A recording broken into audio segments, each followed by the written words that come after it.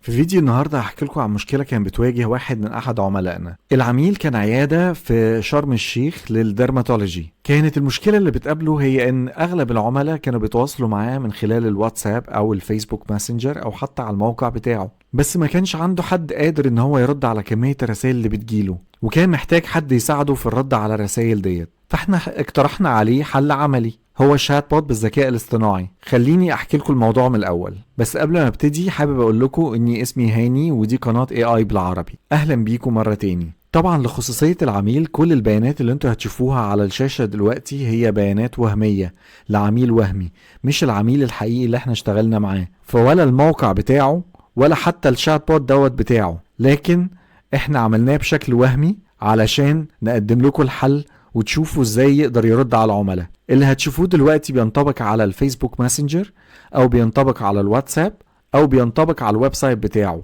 ومن هنا هنحاول نتواصل مع الويب سايت بتاعه. لكن العقل المفكر في الخلفية واحد، هو الشات بوت بتاعنا. فلو دخلنا على الويب سايت هنلاقي البابل بتاعة الشات هنا، لو فتحناها نقدر ان احنا نسأله اي اسئلة ممكن تخطر على بالك. كانت اكتر الرسائل اللي بتجيله هي ايه الاسعار، فانا لو كتبت له ايه الاسعار واستنيته يرد عليا هيرد عليا في لحظتها. وهنا هو اتقال لي الاسعار بتختلف حسب الحالة الخاصة بكل عميل. من الافضل التواصل معنا مباشرة للحصول على معلومات دقيقة حول الاسعار. برضو كان من اكتر الرسائل اللي بتجيله ممكن رقم التليفون، فانا لو جيت قلت له ممكن الموبايل، خلينا نشوف هيرد علينا يقول لنا ايه. وهنا رد عليا برقم التليفون. خلينا نشوف سؤال تاني برضو بيتسأل عنده دايما، زي مثلا عايز اعرف تفاصيل عن ازالة الشعر، فانا سألته عايز تفاصيل عن ازالة الشعر وهشوف هيرد عليا يقول لي ايه. وابتدى يرد عليا ان ازالة الشعر هي واحدة من الخدمات اللي احنا بنقدمها في عيادة كذا، وهذه الطريقة تساعد على التخلص من الشعر غير المرغوب فيه بشكل دائم وفعال. للحصول على تفاصيل اكتر ومن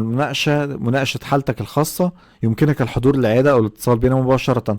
طب اجي فين؟ فانا هسأله مكان العيادة، وهنا هو رد عليا وقال لي تقع عيادتنا في الطابق الثاني من المول الرئيسي شارع السلام كذا كذا كذا كذا، ورابط الموقع بتاع العيادة. طبعا ده مثال صغير جدا للي يقدر يعمله الشات بوت اللي شغال بالذكاء الاصطناعي. قيس على كده اي بيزنس تاني ممكن يخطر على بالك.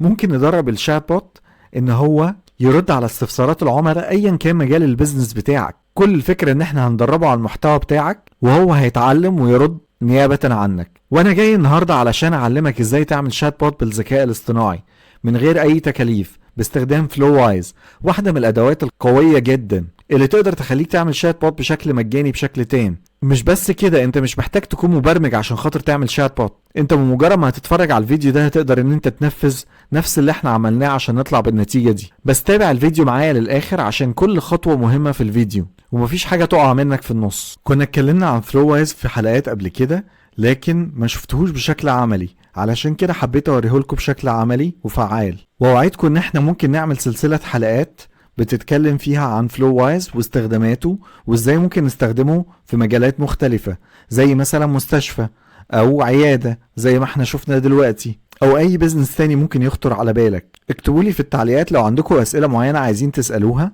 واحنا نجرب نسألها في الفيديوهات اللي جاية. طبعا اوعدكم ان احنا نعمل سلسلة كاملة عن فلووايز، لكن مش هقدر اشرح لكم كل حاجة في فيديو واحد. عشان كده هبتدي معاكم باول حلقة نتكلم فيها عن فلووايز وازاي نعمل بيه شات بوت زي كده. في البداية حابب اعرفكم ايه هو فلووايز. فلووايز هي اداة مفتوحة المصدر ومجانية بشكل كامل، اتبنت باستخدام فريم وورك او بلاتفورم اسمها لانج تشين. لو مش عارف ايه هو لانج تشين، هو ببساطة فريم وورك بيساعد المطورين ان هم يبنوا تطبيقات وبرامج دردشة بالذكاء الاصطناعي، وبقى مشهور جدا بسرعة كبيرة. المشكلة الوحيدة انه بيتطلب خبرة في البرمجة، ممكن نبقى نخصص له حلقات كتيرة معانا، لكن خليني اشرح لكم فلووايز اللي هو مش محتاج اصلا برمجة، مبني فوق لانج تشين. اول حاجة بنعملها بنخش على موقع اسمه flowwizeai.com، هسيب لكم الرابط في الكومنت. ودي الواجهة بتاعته زي ما انتم شايفين. في الواجهة ديت ممكن تسأل اسئلة وهو هيرد عليك بشكل مباشر. بس عشان تبني كل اللي هتحتاج تعمله ان انت هتوصل شوية نودز ببعضها زي ما انتم شايفين دلوقتي علشان تقدر توصل للنتيجة اللي احنا وصلنا لها. فلووايز اتشهر بسرعة كبيرة جدا في الفترة الأخيرة لأن أسهل حاجة فيه الانستليشن بتاعه، مجرد أمرين بتدخلهم بتقدر تعمل انستليشن بكل سهولة.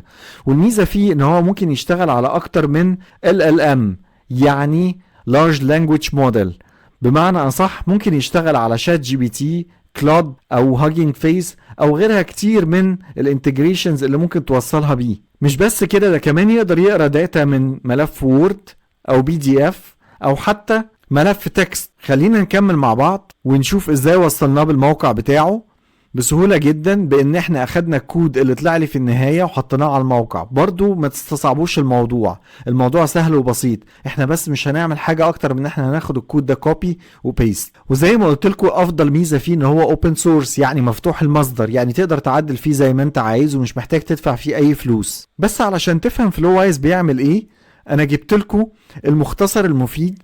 هو ازاي احنا دربناه ان هو يقرا ويفهم الداتا بتاعتنا.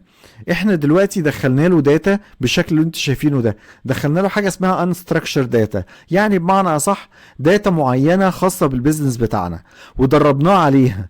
بعد ما دربناه عليها هو اخد المعلومات وقسمها شانكس او شرايح او اجزاء، بحيث ان هو مش كل مرة تسأله سؤال يقعد يدور في الملف من اوله لاخره، لا هو بيخش على التشانك الخاص بالجزء اللي انت بتسأل عنه وبيطلع المعلومة منه. بعد ما بيقسم الملف لمجموعة تشانكس او مجموعة اجزاء، بيجي بعد كده اليوزر اللي هو انا او انت او اي حد بيبتدي يسأل اي سؤال يخطر على باله. لما بيسأل سؤال، اللي بيعمله الموديل هو ان هو بيخش على الداتابيز ويبتدي يدور على التشانك اللي فيها الموضوع اللي احنا بنتكلم عنه ويقوم مطلعها. بمجرد ما طلعها بيقدر ان هو ياخد المعلومة ويدخلها على اللارج لانجويج موديل وبعدين يجاوبك بشكل كامل، ودي اسمها فيكتور داتابيز لارج لانجويج موديل. خلينا ما تتوهمش بالتفاصيل الكتير، المهم ان انت تفهم الفكرة دلوقتي. هو ده كل اللي حصل. وعلشان ما اطولش عليكم اكتر من كده في الفيديو ده، خلي ده يبقى الجزء الاول، وبعدين نتكلم مع بعض في سلسلة اجزاء عن ازاي بنينا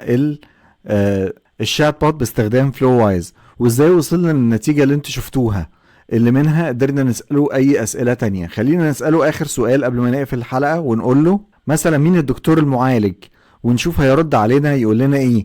هيبتدي يرد عليا ويقول لي الطبيبة المختصة والمعالجة في عيادة ديرما ليزر هي دكتورة أماني، لديها خبرة واسعة في تقديم الحلول.